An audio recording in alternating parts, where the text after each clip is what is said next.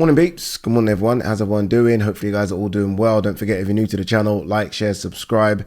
Yesterday I was at the OVO Arena at Wembley for the Opetaia fight versus Jordan Thompson. Decent crowd, good atmosphere. Opetaia is very special, very special. We're going to get to how special I think he is in a few secs. That fight could have been over from the very first round. Like, you could see the levels immediately. As soon as the bell went, you could see that Opetaia was just here. And no disrespect to Jordan Thompson, and it's not his fault, but he was just a couple of levels below. Like, immediately you could see that.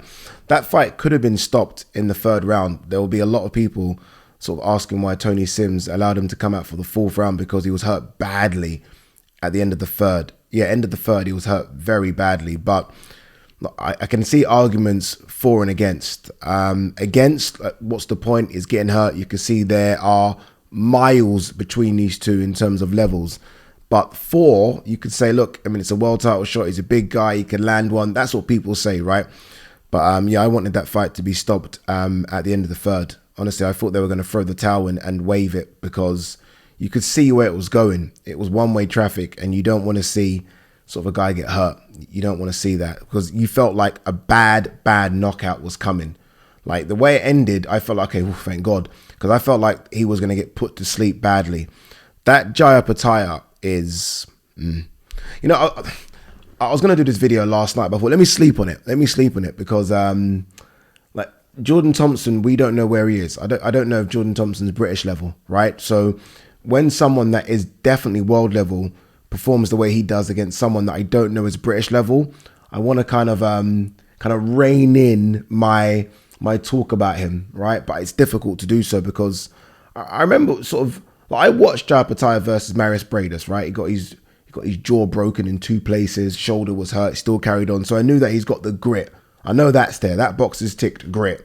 But in terms of just skill, like yesterday, honestly, I'm ringside with Barry Jones. And the first minute, I look at Barry like, the fuck is this? Like, sometimes you have to be, and I count myself very fortunate to just witness just guys that do this most difficult sport called boxing so well. Like, it's not often you get to see it. Like, I'm not putting him in the Crawford thing, but I was obviously lucky enough to be in Vegas for Crawford Spence, and just watching someone do something so difficult so well is just like, oh my God.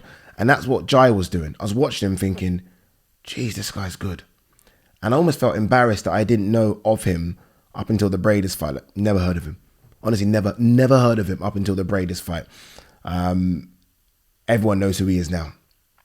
Everyone should. He is, and I don't want to disrespect all the other cruiserweights out there. Some good cruiserweights out there. Chris Billam-Smith is a good cruiserweight. Lawrence Okoli, who I know personally, good cruiserweight. Richard Riakpo, big, strong, good cruiserweight.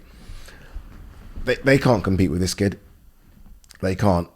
Hard-hitting southpaw that can box, great feet, incredibly good feet, super aggressive, has power in both hands. What is that? 23 fights now, 18 knockouts, great at the weight. And that's what I like about him as well. He's not an oversized cruiserweight that kills himself and shrinks into the division.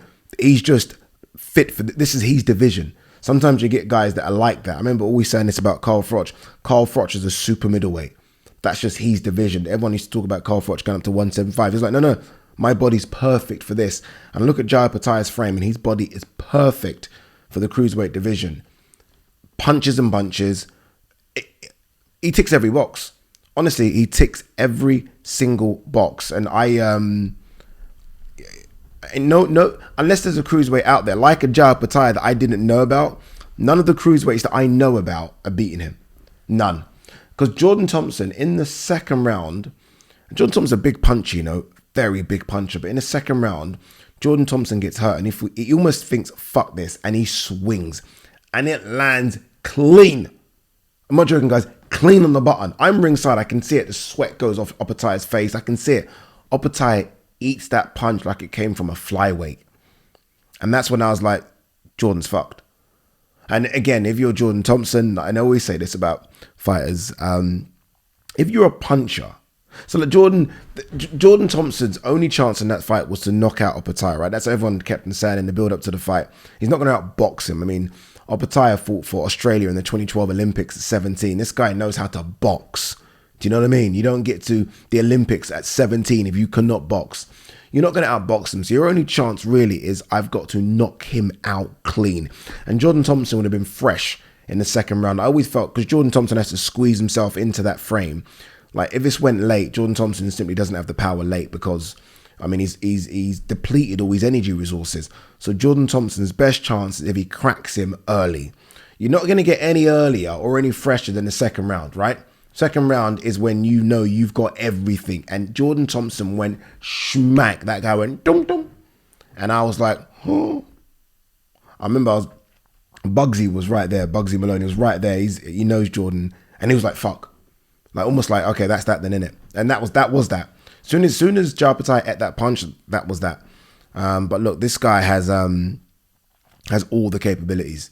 I was actually asked ringside, or I asked a question that none of the champions are beating him. Goulamarian ain't beating him. Crispin and Smith ain't beating him.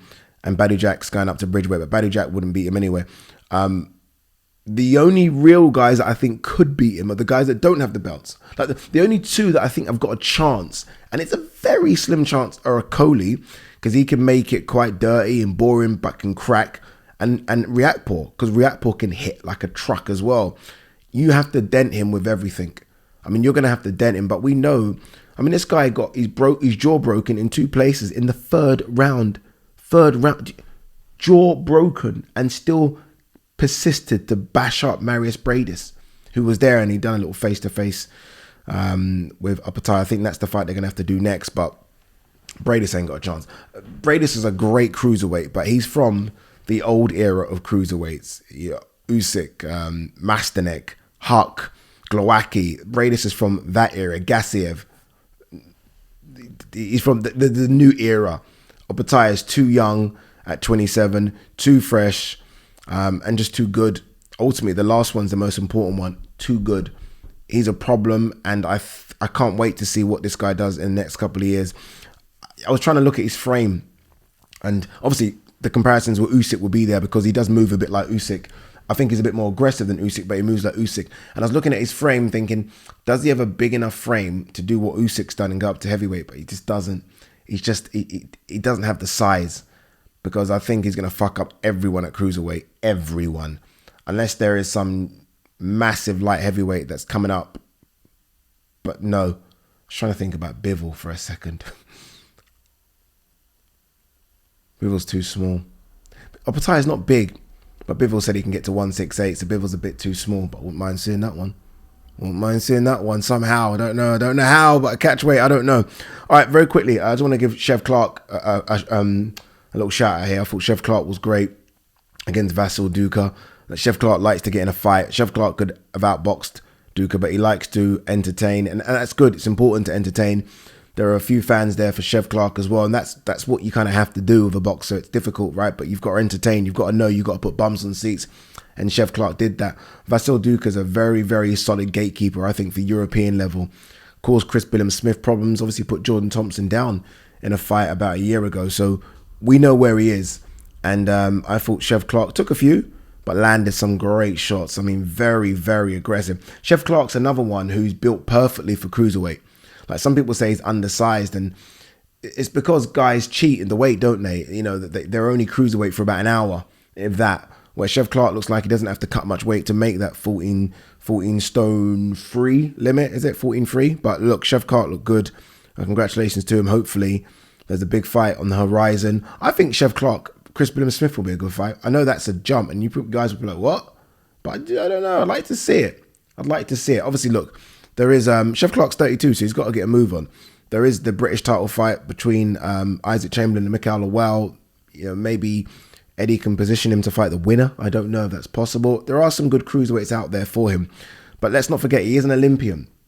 He's an Olympian, he's a Commonwealth Games medalist as well. So he's got the amateur experience. And that, basically what I'm trying to say is that sometimes you fast track those guys, right? There's no point waiting around. And again, because of his age, you should fast track him. But quickly, we'll end on Opetaia again. Lucky to see him yesterday. Very special talent, very mean mugging. Barely smiled, even when he got the win, didn't smile. Brought a nice little fan base with him as well. I like him. I like him. He's a problem.